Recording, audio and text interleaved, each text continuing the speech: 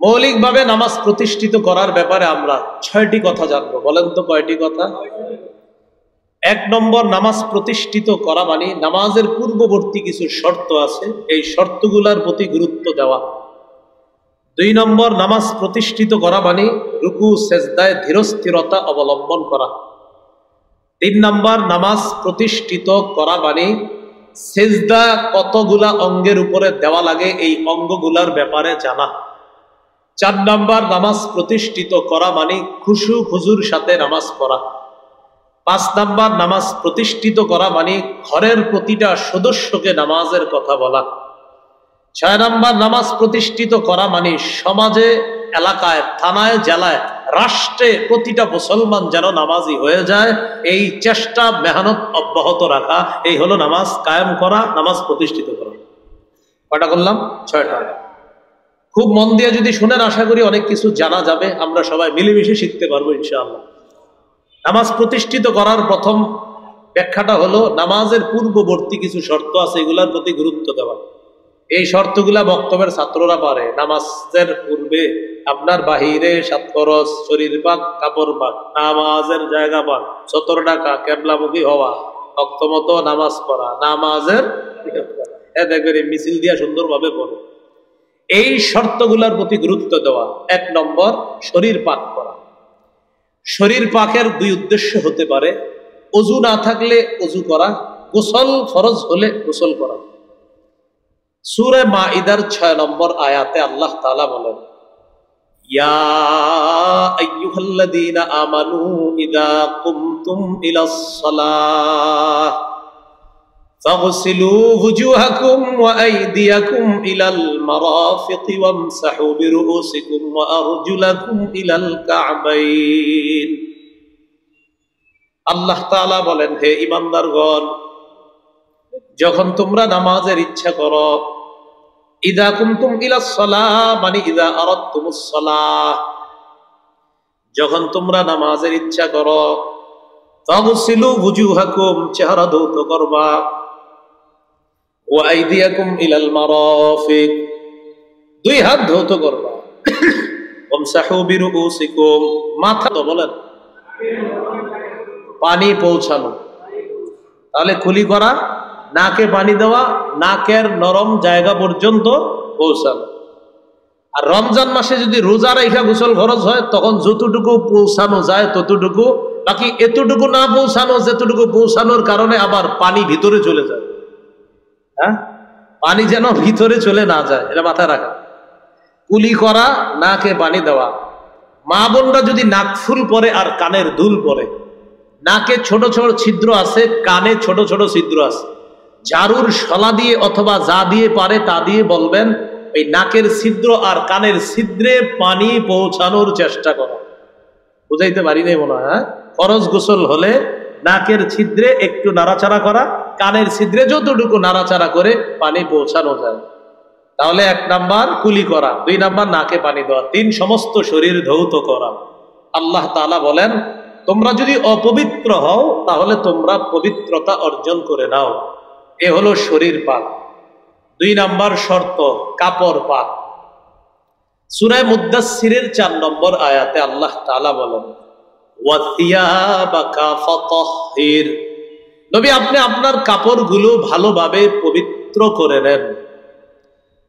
সহিহ বুখারীর বর্ণনা 227 নম্বর হাদিস।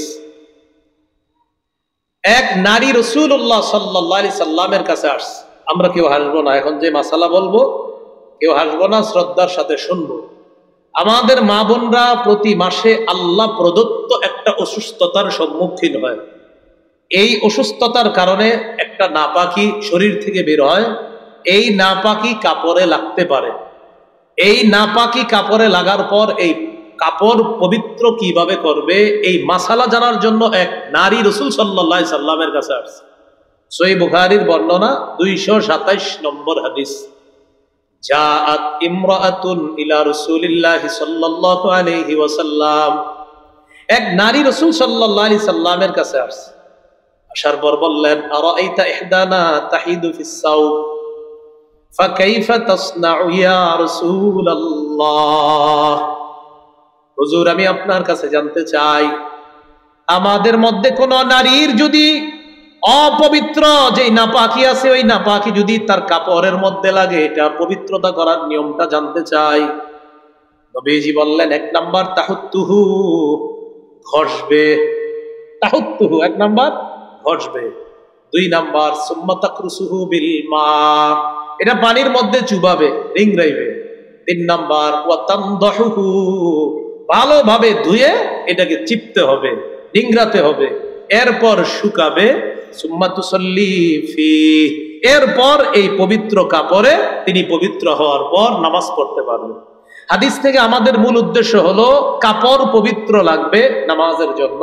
এক নারী মাসালা জিজ্ঞাসা করতে আসছে, নবী পুরাটা বলে দিছে। ঘষবে, ঘষার পর নাপাকিটা ঘষে উঠাবে, এরপর নিংড়াবে, এরপর ভালোভাবে ধৌত করে শুকাবে, এরপর এটাতে নামাজ আদায় করবে।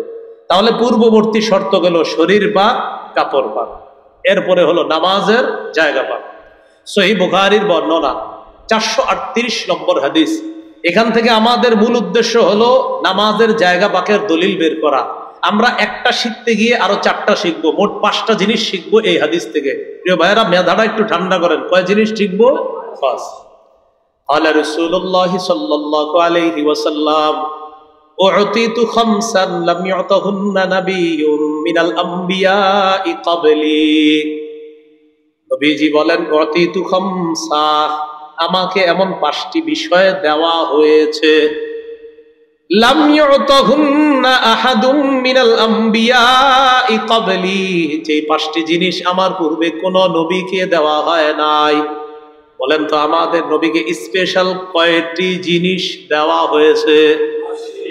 যেই 5টি জিনিস অতীতের কোন নবীকে দেওয়া হয় না। 1 নম্বর, মুসিরতু বির-রু'বি মাসিরাতা শাহরিন।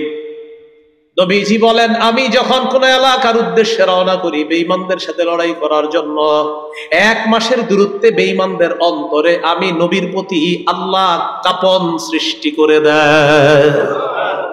নুসিরতু বির-রু'ব মাসিরাতা শাহরিন, আমার ব্যাপারে 1 মাসের দূরত্বে বেঈমানদের অন্তরে আল্লাহ কাঁপন ধরায় দেয়। ঘটনা কি কে আসতেছে রে, খবর আছে মনে হয়। 1 মাসের দূরত্ব, এটা আমাদের নবীকে দেওয়া হয়েছে স্পেশাল। 2 নাম্বার, এই 2 নাম্বারটা বলার পর আমি অনুবাদটা যখন করব তখন দিল থেকে একদম সুবহানাল্লাহ বলবেন, হ্যাঁ, দিল থেকে। 2 নাম্বারটা দেখেন কি বলে, ওয়া জুইলাত লিয়াল আরদু মাসজিদান ওয়া তাহুরা। অতীত জামানার কোন উম্মত, কোন নবী যদি ইবাদত করতে হতো, ইবাদত নির্দিষ্ট জায়গায় গিয়ে করা লাগতো। ইবাদত করার জন্য তাদের ইবাদত খানায় যাওয়া লাগতো, এরপর ইবাদত করা লাগতো। নবীজি বলেন, আমার প্রতি আর আমার উম্মতের প্রতি দয়া করে আল্লাহ তাআলা গোটা জমিনটা আমার উম্মতের জন্য মসজিদ বানায়া দিয়েছে। পুরা জমিন, পুরা পৃথিবী মসজিদ। পবিত্র মসজিদ এবং পবিত্র, পুরাটা নামাজের জন্য, আবার পুরাটা পবিত্র। বলতে পারেন হুজুর অনেক জায়গায় তো অপবিত্র থাকে, এটা আমরা অপবিত্র করি, কিন্তু আল্লাহ পুরাটা পবিত্র বানায়। নবীজি বলেন, ফাআইয়ুমা রাজুলিন মিন উম্মতি আদরাকাতহুস সালাহ ফালইউসাল্লি, আমার উম্মতের কারো যদি নামাজের সময় হয়, সে যেখানে আছে হঠাৎ তাকায় দেখতেছে আশেপাশে মসজিদ নাই, পানি নাই, কিচ্ছু নাই, মনে করেন মুসাফির মানুষ, মসজিদও নাই, পানিও নাই। নবীজি বলেন, সমস্যা নাই, মাটি পবিত্র, তায়াম্মুম করো, মাটি পবিত্র, নামাজ আদায় করো, আল্লাহ কবুল করবে। এটা হলো আমাদের মূল উদ্দেশ্য, শরীর পাক, কাপড় পাক, নামাজের জায়গা পাক। 5টা শিখবো, এর মধ্যে 2টা হলো। 3 নাম্বার, ওয়া উহিল্লাত লিয়াল গনাইম, অতীত জামানার কেউ জিহাদ করলে যুদ্ধলব্ধ সম্পদ তাদের জন্য বৈধ ছিল না। নবীজি বলেন, আমার উম্মতের জন্য গনিমতের সম্পদ আল্লাহ বৈধ করে দিয়েছে। 4 নাম্বার, ওয়া কানান নাবিয়্যু ইউবাসু ইলা কওমিহি খাসসা ওয়া বুইসতু ইলান নাসি কাফা। وكان النبي يبعث إلى قومه خاصة وبعثت إلى الناس كافة। অতীত জামানার নবীকে বিশেষ গোত্রের কাছে পাঠানো হতো, আমাকে গোটা জগতের মানুষের কাছে পাঠানো হয়েছে। অতীত জামানার নবী 1 এলাকা, 2 এলাকা, নির্দিষ্ট গোত্রের কাছে এট এ টাইম কয়েকজন নবী থাকতেন। ওই এলাকার নবী একজন, ওই এলাকার একজন। আমাদের নবী বলেন আমাকে গোটা জগতের নবী হিসাবে পাঠানো হয়েছে। 5 নম্বর ওয়া উতিতু শাফাআহ, আমাকে সুপারিশ করার, একটু সুন্দরভাবে একটা বাংলা শিখেন, বলেন সার্বজনীন সুপারিশ করার অধিকার আমাকে দেওয়া হয়েছে। সুবহানাল্লাহ। সার্বজনীন মানে কিয়ামতের মাঠে সবাই বিপদে থাকবে, সবাই পেরেশানি, ইয়া নফসি ইয়া নফসি। নবী বলেন আমার মাধ্যমে সর্বপ্রথম আল্লাহ আমাকে অনুমতি দিবেন, আমি সুপারিশ করব, এরপর সবার এই পেরেশানি দূর হবে, আল্লাহ বিচার ব্যবস্থা শুরু করবে। সুবহানাল্লাহ। 5টা আমি আবার ঠান্ডা মাথায় বলি, আপনারা একটু মন দিয়ে শোনেন। 1 নম্বর, নবীজি কোথাও বের হলে কাফেরদের অন্তরে আল্লাহ 1 মাসের দূরত্বে ভীতি সৃষ্টি করে দিতেন। 2 নম্বর, গোটা দুনিয়াটা নবীর উম্মতের জন্য মসজিদ পবিত্র। 3 নম্বর, গনিমতের মাল বৈধ। 4 নম্বর, অন্যান্য নবী বিশেষ জাতির কাছে, বিশেষ গোষ্ঠীর কাছে আল্লাহ পাঠাইতেন, আমাদের নবীকে গোটা মানব জাতির কাছে পাঠিয়েছেন। 5 নম্বর, আমাদের নবীকে স্পেশাল সার্বজনীন সুপারিশের অধিকার আল্লাহ দান করছেন। সার্বজনীন কেন? কারণ নবীজি ছাড়াও এরপরে কিন্তু অন্যান্যরাও সুপারিশ করবে, হাফেজ সাহেব করবে, হ্যাঁ, অন্যান্যরাও করবে। এই জন্য প্রথমে প্রথম যে আপনার মূল সুপারিশটা সবার জন্য যেটা করবেন সেটা করবে মুহাম্মদ সাল্লাল্লাহু আলাইহি ওয়াসাল্লাম। শরীর পাক, কাপড় পাক, নামাজের জায়গা পাক, এরপরে সতর ঢাকা। সূরা আরাফের 31 নম্বর আয়াতে আল্লাহ তাআলা বলেন ইয়া বানি আদামা খুযু যিনাতাকুম ইনদা কুল্লি মসজিদ, হে আদম সন্তান তোমরা নামাজের সময় বেশভূষা ধারণ করো, গ্রহণ করো।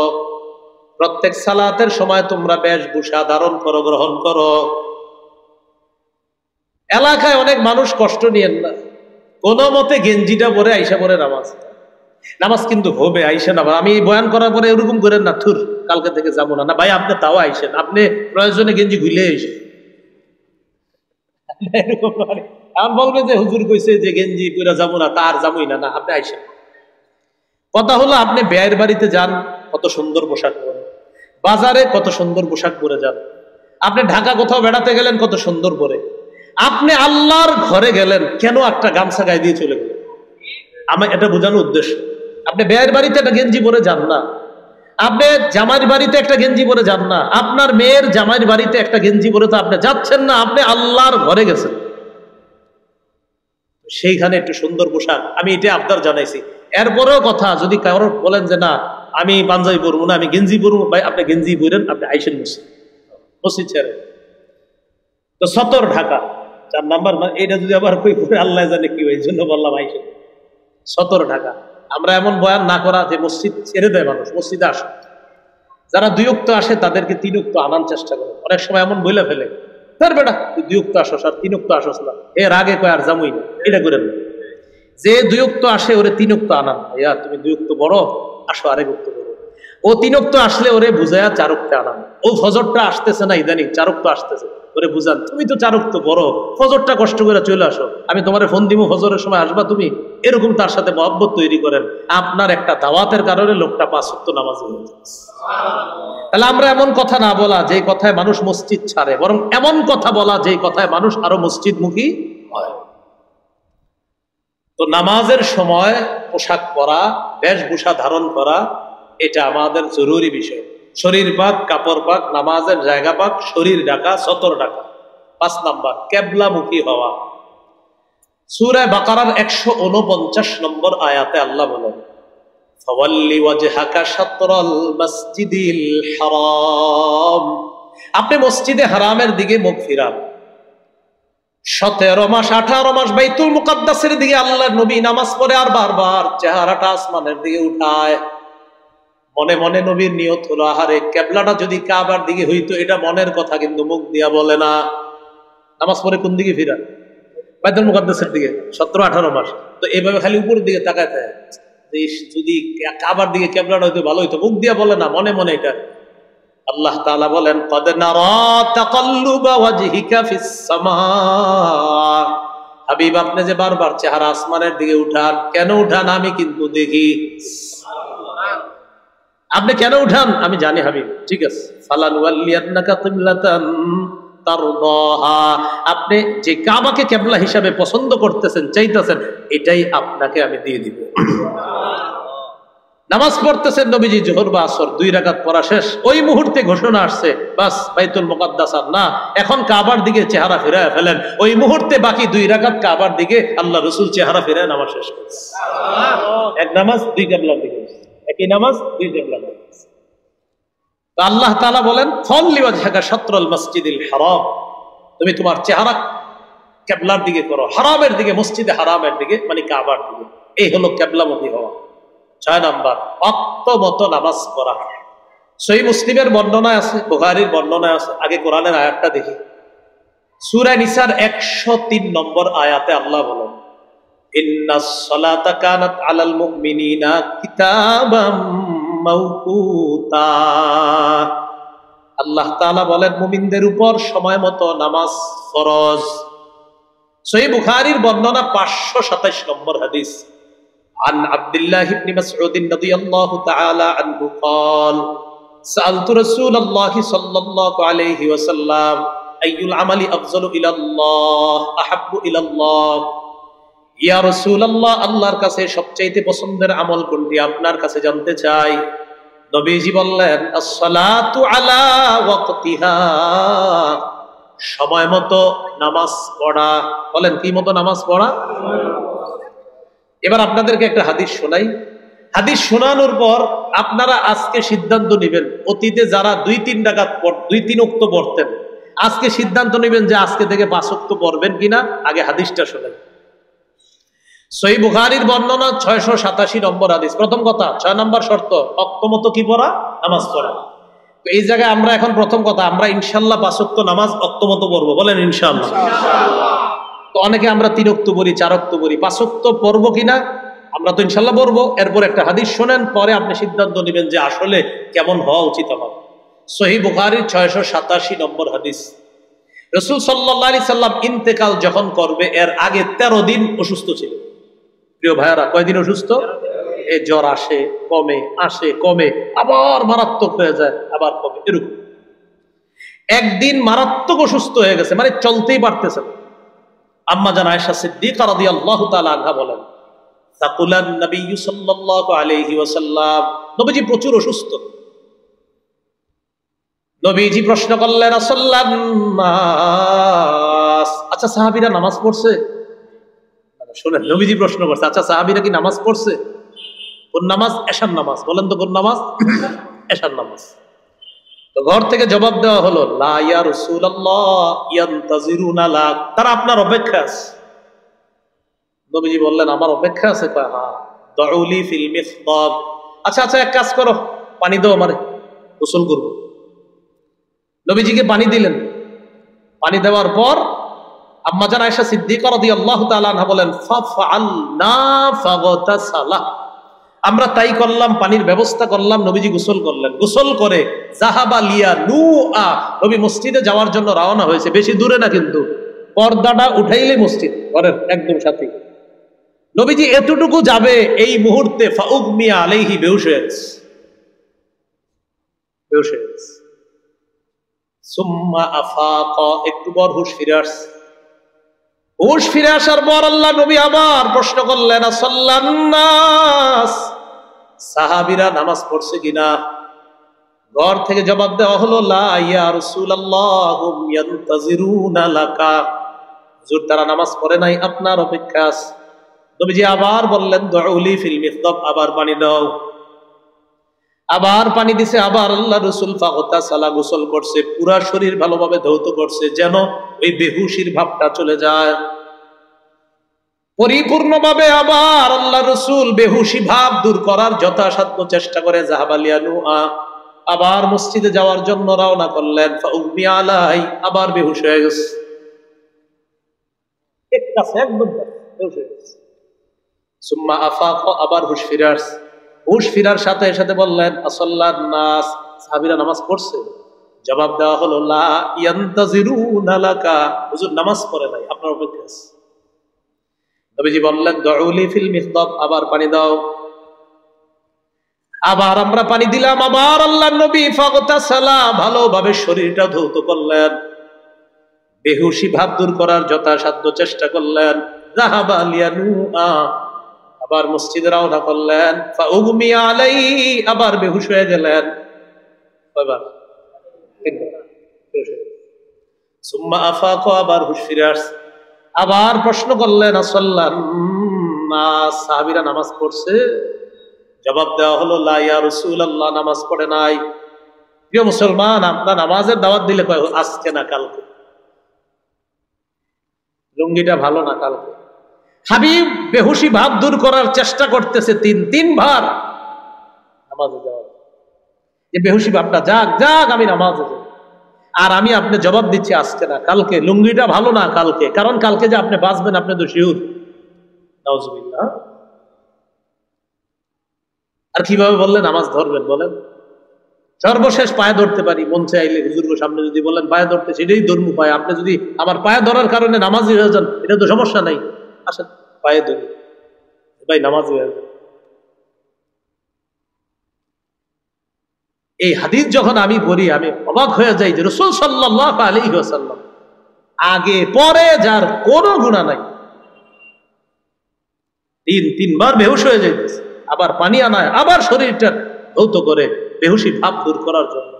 শেষে আর উঠতে পারতেছিলেন না, লোক পাঠাইয়া দিছে, আবু বকরকে একটু বলো নামাজ পড়াইয়া দিতে। ফাতাহুর রাসূল, দূত আসছে। এই রাসূল মানে দূত আসছে, সংবাদ বাহক আসছে। আবু বকর সিদ্দিক রাদিয়াল্লাহু তাআলা আনহুকে আয়েশা বলছে, প্রস্তুত ছিলেন না আবু বকর সিদ্দিক এই কথা শোনার। আয়েশা বললেন, আবু বকর, ইন্না রাসূলুল্লাহি সাল্লাল্লাহু আলাইহি ওয়াসাল্লাম ইয়া'মুরুকা আন তুসাল্লিয়া বিন-নাস, নবী আসতে পারতেছেন, আপনারে বলছে নামাজ পড়ায়। সাহাবীরা এটার জন্য প্রস্তুত ছিলেন না যে নবীরে ছাড়া আমরা নামাজ পড়বো, নবীর ইমামতি ছাড়া নামাজ পড়বো, এটা মোটেই প্রস্তুত ছিলেন। কানা আবু বকর রাজুলান রাকিকা, মনটা খুব নরম ছিল আবু বকর সিদ্দিক রাদিয়াল্লাহু তাআলা আনহু, জানেন আপনারা নরম মানুষ। তিনি সাথে সাথে বললেন আমি পারবো। ওমর ফারুক রাদিয়াল্লাহু তাআলা আনহুকে বললেন, ওমর সাল্লি বিন নাস, আল্লাহর রাস্তায় আপনি একটু নামাজ পড়াবেন। ওমর ফারুক বলে আমি পারবো। আনতা আহাক্কু বিযালিক, আপনি বেশি যোগ্য, আপনি পড়াবেন। সর্বশেষ ওই কয়েকদিন আবু বকর সিদ্দিক রাদিয়াল্লাহু তাআলা আনহু ইমামতি করেছেন, নামাজ পড়েছেন। রাসূল সাল্লাল্লাহু আলাইহি ওয়াসাল্লাম ঘর থেকে সাহাবীদের নামাজের দৃশ্য সুবহানাল্লাহ। একদিন ওয়াজাদা মিন নাফসিহি খিফা, একটু হালকা অনুভব করছে। অনুভব করার পর দাঁড়ায় দেখে হেঁটে চলতে পারে না, মানে অনুভব করছে যে একটু হালকা লাগে শরীরটা, কিন্তু চলতে পারে না। দুইজনের কাঁধে ভর দিচ্ছে। একজন হলেন আব্বাস ইবনুল আব্দুল মুত্তালিব রাদিয়াল্লাহু তাআলা। আম্মা জান আয়েশা বলছে আব্বাস, ওলামা হযরত জানেন কেন আব্বাস বলছে? এটা কারণ আছে, বলছে আহাদুহুমা আল আব্বাস, একজন হলো আব্বাস, এটা একটা কারণ আছে, অভিমান আছে একটু নরম। তো বলতেছে দুইজনের কাঁধে ভর দিলেন, ভর দিয়ে রাসূল সাল্লাল্লাহু আলাইহি ওয়াসাল্লাম মসজিদে গেলেন। যাওয়ার পর আবু বকর সিদ্দিক মুসলমানদেরকে সাহাবীদেরকে নিয়ে নামাজে দাঁড়ায় গেছে ইমামতিতে। আবু বকর সিদ্দিক রাদিয়াল্লাহু তাআলা আনহু দেখেন নবীজি আসতেছে যোহরের নামাজে। যে মাত্র দেখলেন আবু বকর সিদ্দিক পিছনে আসতে চাইলেন, আল্লাহ রাসূল তার ছাত্রকে ইঙ্গিত করে বললেন, না না না, ওখানেই থাকো। নবীজি গেলেন সামনে, যাওয়ার পর ওই দুইজনকে বললেন, আজলাসানি ইলা জামবিহি, আবু বকরের পাশে আমাকে বসায় দাও। মুসলমান ভাইয়েরা, ওলামায়ে কেরাম সাক্ষী আপনাদের এলাকার, নামাজ পড়বেন নি ইনশাআল্লাহ? সময় মতো নামাজ পড়ো, যেখানে থাকবো ইনশাআল্লাহ। বাস আমার যত বিপদ পেরেশানি যা আসুক না কেন, নামাজ আইসা গেছে, আগে নামাজ। মেয়ের বিয়ে আজকে, সব বিয়ে হয়েছে তো কি হয়েছে, নামাজের সময় নামাজ। যার যা অবস্থা, প্রতিদিন আমার জীবনের বিভিন্ন মুসিবত আসবে, পেরেশানি আসবে, মেয়ের বিয়ে হবে, ছেলেকে বিয়ে করাতে হবে, এই ঝামেলা ওই ঝামেলা আসবে, কিন্তু নামাজের সাথে কোনো আপোষ করে মনে থাকবে তো ইনশাআল্লাহ।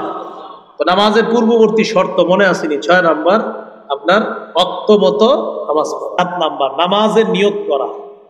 সহিহ বুখারীর বর্ণনা 1 নম্বর হাদিস, ইন্নামাল আমালু বিন্নিয়াত, আমলের প্রতিদান নির্ভর নিয়তের সাথে। এজন্য নিয়ত এটা একটা জরুরি বিষয়। বাকি আমরা মসজিদে যখন আসি তখন কোন নামাজের নিয়ত করে আসি এটা তো আমরা জানি, মুখে আর বলা আলাদা জরুরি না। আপনি এশা পড়তে আসছেন, বাস এশাই তো পড়বেন, এখানে আলাদা মুখে বলতে হবে না।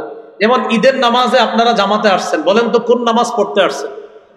ঈদের নামাজ। এরপরে অনেক মুসলমান কয় হুজুর একটু নিয়তটা বলেন, মুখে না বললে হয় না। ইমাম সাহেব হজরতরা এইভাবে বলতে পারেন যে ভাই এক কাজ করেন, আপনার যদি এতই টেনশন হয় আপনি বলবেন এই হুজুরে যেই নামাজ পড়তেছে আমরাও ওই নামাজ পড়তেছি, আল্লাহ আকবার। ইমাম সাহেব যেই নামাজ পড়ে আমি ওই নামাজ পড়ি, আল্লাহ আকবার। তো ইমাম সাহেব ঈদের নামাজে কি মাগরিব পড়ে না? ঈদ অনেকে আছে বেচারা ভাবে কি আমার মনে নামাজ হইব না, তো আপনি সর্বশেষ এইভাবে বললেন আল্লাহ ইমাম সাহেব এখন যে নামাজটা পড়বে আমি ওই নামাজ পড়বো, আল্লাহ শেষ। এই হলো নিয়ত করা। ইন্নামাল আমালু বিন্নিয়াত, আমলের প্রতিদান নিয়তের সাথে। আলোচনা শেষ হয়নি, মনে আছে নামাজ কায়েম করার মৌলিক কয় কথা? 6 কথা। 1 নম্বর গেল পূর্ববর্তী শর্তগুলা গুরুত্ব দেওয়া। 2 নম্বর আল মুহাফাজাতু আলার রুকুই ওয়াস সুজুদ, রুকু সেজদার প্রতি গুরুত্ব দেওয়া। এখানে গুরুত্বপূর্ণ কথা আছে। সহিহ বুখারীর 757 নম্বর হাদিস, হাদিসের বর্ণনাকারী আবু হুরায়রা রাদিয়াল্লাহু তাআলা তিনি বলেন আন্না রাসূলুল্লাহ সাল্লাল্লাহু আলাইহি ওয়াসাল্লাম দাখালাল মাসজিদা, নবীজি মসজিদে প্রবেশ করলেন। ওয়া দাখালা রাজুলুন ফাসাল্লা ফাসাল্লামা আলা রাসূলিল্লাহি সাল্লাল্লাহু আলাইহি ওয়াসাল্লাম, এক ব্যক্তি মসজিদে আসছে, আসার পর তিনি নামাজ পড়লেন। নামাজের সালাম ফিরানোর পর আল্লাহ নবীকে সালাম দিলেন। আমি আবার বলছি, নবীজি মসজিদে বসা, এক ব্যক্তি মসজিদে ঢুকছে, নামাজ পড়ছে। নামাজ পড়ার পর আল্লাহ নবীকে সালাম দিচ্ছে। সালাম দেওয়ার পর নবী সালামের জবাব নিলেন। ফারাদ্দা, নবী সালামের জবাব নিলেন। সালামের জবাব দেওয়ার পর আল্লাহ নবী বললেন ইরজি ফাসাল্লি ফাইন্নাকা লাম তুসাল্লি, তুমি আবার যাও নামাজ পড়ো, তুমি নামাজ পড়ো নাই। ওই বেচারা কি নামাজ পড়ে নাই? পড়ছে, কিন্তু নবীজি কি বলছেন? তুমি নামাজ পড়ো। ফারাজা ইউসাল্লি কামা সাল্লা, লোকটা গিয়েছে আবার নামাজ পড়ছে, আগে যেমন পড়ছে তেমন, আবার আসছে, আসসালামু আলাইকুম। নবীজি সালামের জবাব দিয়েছে। জবাব দেওয়ার পর বললেন ইরজি ফাসাল্লি ফাইন্নাকা লাম তুসাল্লি, তুমি যাও আবার নামাজ পড়ো, তুমি নামাজ পড়ো নাই। কয়বার হলো? আবার ওই লোকটা গেলেন, আবার নামাজ পড়লেন। নামাজ পড়ার পর সালাম ফিরিয়েছে। সালাম ফিরানোর পর আল্লাহ নবীর কাছে আসছে, আসার পর আবার সালাম দিচ্ছে। নবীজি সালামের জবাব দেওয়ার পর আল্লাহ নবী বললেন ইরজি ফাসাল্লি ফাইন্নাকা লাম তুসাল্লি সালাসান, নবী 3 বার কথাটা বললেন, তুমি আবার যাও নামাজ পড়ো, তুমি নামাজ পড়ো নাই। ওই ব্যক্তি এবার যে কথাটা বললেন ইয়া রাসূলুল্লাহ মা উহসিনু গায়রা ফাআল্লিমনি, হুজুর এর চাইতে ভালো নামাজ আমি আর পারি না, আমারে শিখিয়ে দেন। হুজুর আপনি আমারে শিখিয়ে দেন। এবার মন দিয়ে শুনেন, নবীজি শিখিয়ে দিচ্ছে ইদা কুমতা ইলা সালাহ ফাকাব্বির, যখন নামাজে দাঁড়াইবা তখন বলবা আল্লাহু আকবার। সুন্দরভাবে বলেন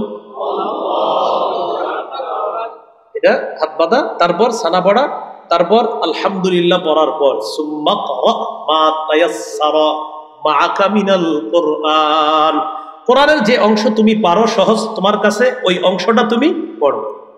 তো পড়ার পর বলেন তো আমরা কোরআন পড়ার পর এরপরে কোথায় যাব? রুকুতে।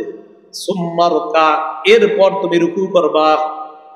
হাত্তা তাতমাইন্না রাকিআ, রুকুর মধ্যে তুমি এমন ভাবে থাকবা, এতটা সময় থাকবা, ধীরস্থির ভাবে রুকু করবা, ইতমিনান না হওয়া পর্যন্ত রুকু করবা।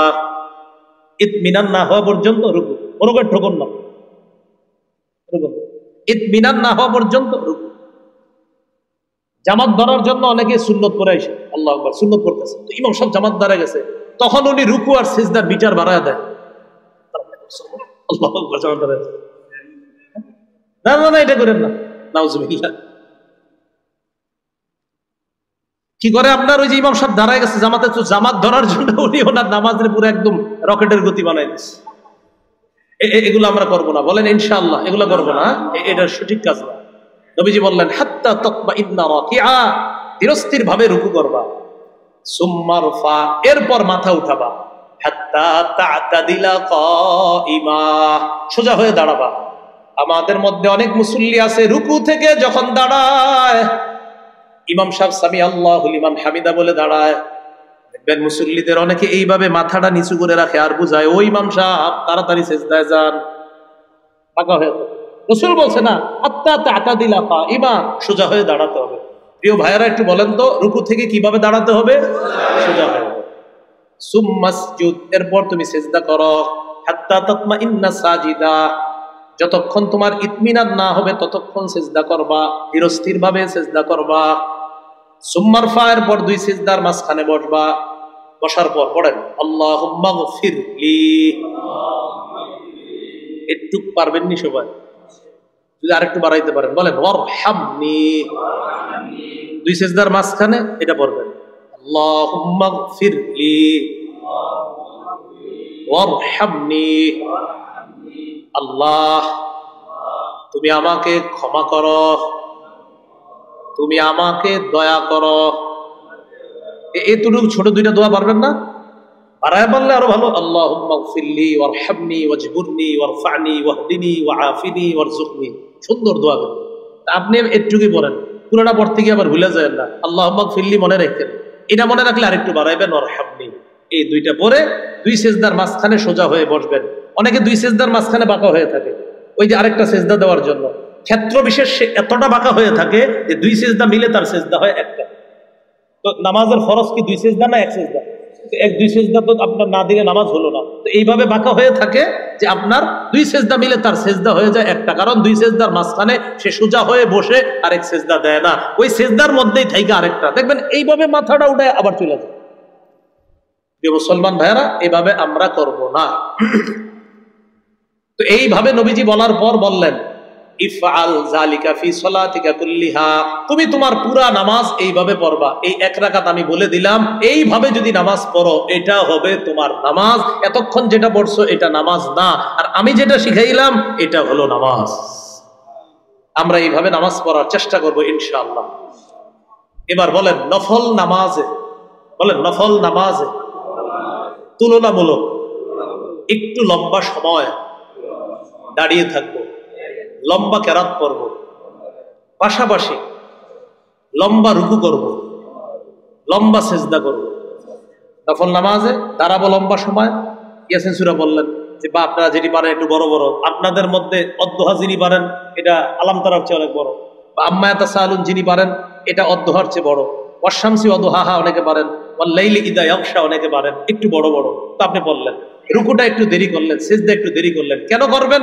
আজীব একটা হাদিস শুনেন, সহিহুল জামে 1671 নম্বর হাদিস। আব্দুল্লাহ ইবনে ওমর রাদিয়াল্লাহু তাআলা আনহুমা তিনি একদিন এক যুবককে দেখে নফল পড়তেছে। রাআ আব্দুল্লাহ ইবনে ওমর রাদিয়াল্লাহু তাআলা আনহুমা ফাতান ইউসাল্লি। আব্দুল্লাহ ইবনে ওমর রাদিয়াল্লাহু তাআলা আনহুমা দেখলেন এক যুবক নামাজ পড়তেছে। নামাজের মধ্যে কদ আতালাল কিয়ামা, ওই ছেলেটা নামাজের মধ্যে লম্বা সময় দাঁড়ায় আছে, তবে রুকু এত লম্বা করে না, সেজদা এত লম্বা করে না। দাঁড়ায় আছে লম্বা, কিন্তু রুকুটা তুলনামূলক কম করতেছে, সেজদাটা তুলনামূলক তাড়াতাড়ি করতেছে। বাকি নামাজ কিন্তু হয়ে গেছে, নামাজ যে হয় না এমন না। তো আব্দুল্লাহ ইবনে ওমর বললেন আইয়ুকুম ইয়ারিফু হাযা, আচ্ছা তোমাদের মধ্যে তাকে কেউ চিনো? একজনে বললেন আরিফুহু, আমি তাকে চিনি। আব্দুল্লাহ ইবনে ওমর রাদিয়াল্লাহু তাআলা আনহুমা বললেন লাউ আরাফতুহু, আমি যদি তাকে চিনতাম, আমারতুহু আইয়ুকসিরার রুকুআ ওয়াস সুজুদা, আমি তাকে বলতাম যেমন সে লম্বা সময় দাঁড়ায়া থাকে এমন ভাবে সে যেন রুকু সেজদা গুলাও একটু লম্বা সময় করে। আমি পার্সোনাল তাকে চিনলে এটা বলতাম। আর আপনাদের প্রশ্ন, রুকু সেজদায় কেন লম্বা দেরি করবে? আব্দুল্লাহ ইবনে ওমর যে কথাটা বললেন এই কথাটা নোটিশ করেন, এই কথাটা মনে রাখবেন সারা জীবন, মা বোনদেরকেও জানায়া দেন। দেখেন কি বলে আব্দুল্লাহ ইবনে ওমর বলেন, আমি আল্লাহ নবীকে বলতে শুনলাম ইন্নাল আবদা ইযা কামা ইলাস সালাহ, বান্দা যখন নামাজের মধ্যে দাঁড়ায়, উতিয়া বিজুনুবিহি কুল্লিহা ফাউদিআত আলা আতিকাই, বান্দা যখন নামাজের মধ্যে দাঁড়ায় বান্দার যত গুনাহ আছে এই গুনাহের স্তূপ করে তার দুই কাঁধের মধ্যে দিয়ে দেওয়া হয়।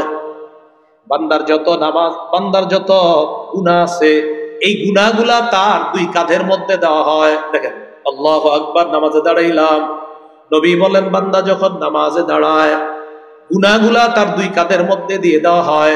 ফাকুল্লামা রাকাআ আও সাজাদা তাসাকাতাত আন, যখন বান্দা রুকু করে সিজদা করে, রুকু যত লম্বা হবে সিজদা যত লম্বা হবে তার ওই গুনাহগুলা ছড়ার পরিমাণ তত বেশি হবে। তাসাকাতাত আন, গুনাহ ঝরতে থাকে। এটা আশ্চর্য হাদিস শোনায় না, গুনাহ ঝরতে থাকে। সহিহুল জামে 1671 নম্বর হাদিস বলতেছে বান্দা যখন নামাজে দাঁড়ায় তখন তার উতিয়া বিজুনুবিহি কুল্লিহা, সবগুলা গুনাহ একত্রিত করে উদিআত আলা আতিকাইহি, তার দুই কাঁধের মধ্যে রাখা হয়। তাসাকাতাত আনহু, ওই ব্যক্তি যখন কুল্লামা রাকাআ আও সাজাদা, যখনই রুকু করে, যখনই সিজদা করে, তার গুনাহগুলো তখনই ঝরে পড়তে থাকে। আব্দুল্লাহ ইবনে ওমর রাদিয়াল্লাহু তাআলা আনহু বলেন, পাহাড়ে আমি যদি তারা চিন্তাম, বলতাম রুকুটাও একটু লম্বা করবা, সিজদাটাও লম্বা করবা, কেন? তাহলে তোমার গুনাহগুলো একটু বেশি বেশি পড়বে। ভাই কথাগুলো বুঝে আসছে? মনে আসেনি? নামাজ কায়েম করার কয় কথা? এগুলো 2 নাম্বার। সিজদা করা সুন্দরভাবে, ইতমিনানের সাথে রুকু সিজদা করা। 3 নাম্বার বলেন 7 অঙ্গে সিজদা করা। কয় অঙ্গের উপর সিজদা করা? সহিহ বুখারীর 809 এবং 812 নম্বর হাদিস। উমিরান নবী সাল্লাল্লাহু আলাইহি ওয়াসাল্লাম আইয়াসজুদা আলা সাবআতি আযা, নবীজিকে আদেশ করা হয়েছে 7 অঙ্গের উপর সিজদা করার জন্য। আলাল জাবহা, 1 নম্বর কপালের উপর। বুখারীর 812 নম্বর হাদিসে আল্লাহ নবী ইঙ্গিত করে বলে, শোনো, কপাল মানি নাক। কপাল মানি নাক। অনেকে আবার বলে, হুজুর কপাল কইলেন, নাক কই? নবীজি ইশারা করে দিয়েছে, শোনো, আশারা বিয়াদাইহি আলা আনফিহি, আঙ্গুল দিয়ে নবী ইশারা করছে, শোনো শোনো, কপাল মানি নাক, এই পুরাটা একটা অঙ্গ। তাহলে কয় অঙ্গ হলো? 1 অঙ্গ। ওয়াল কাদামাইন, 2 হাত। তাহলে এই গেল 1, 2 হাত। তাহলে 2 আর 1 কত হয়? 3। ওয়ার রুকবাতাইন, 2 হাঁটু। তাহলে 3 আর 2 কত হলো? 5। ওয়াল কাদামাইন, কাদামাইন দ্বারা উদ্দেশ্য বুখারী 812 নম্বর হাদিসে নবী বলছেন আতরাফিল কাদামাইন, 2 আঙ্গুলের, 2 পায়ের আঙ্গুলের উপর সিজদা। তাহলে আগের 5 আর 2 পায়ের 2 আঙ্গুল কত হলো আপনার? 7। এই 7 অঙ্গের উপর সিজদা। তাহলে কপাল পুরা নাক সহ, কপাল নাক সহ, 2 হাত, 2 হাঁটু, 2 পায়ের আঙ্গুল, এই 7 অঙ্গের উপর সিজদা করা। এই কথাটা মনে রাখা। 4 নাম্বার নামাজ কায়েম করা। বলেন খুশু খুজুর সাথে নামাজ পড়া। এখানে একটা সুন্দর জিনিস শিকার আছে। বলেন খুশু খুজুর সাথে নামাজ পড়া। বলেন কলবকে আল্লাহমুখী করে, কলবের পাশাপাশি অঙ্গ প্রত্যঙ্গগুলো আল্লাহমুখী করা। বলেন কলবকে আল্লাহমুখী করা, অঙ্গগুলো আল্লাহমুখী করা।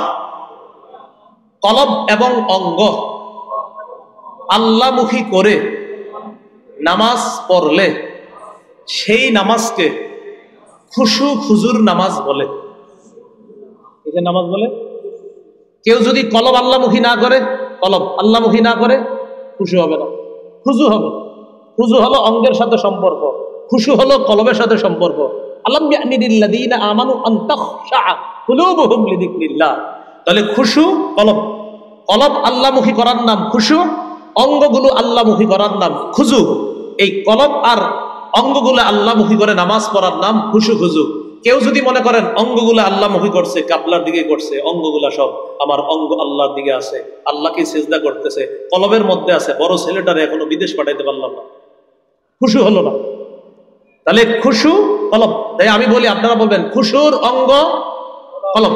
বলেন খুশুর অঙ্গ, আবার খুশু কলব। বলেন খুশুর সম্পর্ক, আবার খুশুর সম্পর্ক, খুজুর সম্পর্ক অঙ্গ প্রত্যঙ্গ। মাশাআল্লাহ, খুজু অঙ্গ প্রত্যঙ্গ, খুশু কলব, এই 2টার সমন্বয়ে নামাজ হইলে খুশু খুজু। এটাই হলো আপনার খুশু খুজুর সাথে নামাজ পড়া, এটা নামাজ কায়েম করা। সূরা বাকারা 45 নম্বর আয়াতে আছে, ওয়াস্তাইনু বিস-সাবরি ওয়াস-সালাহ ওয়া ইন্নাহা লাকাবীরাতুন ইল্লা আলাল খাশিঈন। নামাজের মাধ্যমে, ধৈর্যের মাধ্যমে সাহায্য প্রার্থনা করো। নামাজ খুশু খুজু অর্জনকারীদের জন্য কোনো কঠিন না, খুশু খুজু অর্জনকারী মুমিনদের জন্য নামাজ একদম সহজ। সুবহানাল্লাহ। 5 নাম্বার, ঘরের সদস্যদেরকে নামাজের কথা বলা মানে নামাজ কায়েম করা। আল্লাহ তাআলা সূরা তাহার 132 নম্বর আয়াতে বলেন, ওয়া'মুর আহলাকা বিস-সালাতি ওয়াসতাবির আলাইহা। নবী আপনি পরিবারকে নামাজের কথা বলেন এবং আপনি নিজেও নামাজের উপর অটল থাকেন। আপনি পরিবারকে নামাজের আদেশ করেন, নিজেও এটার উপর অটল থাকেন।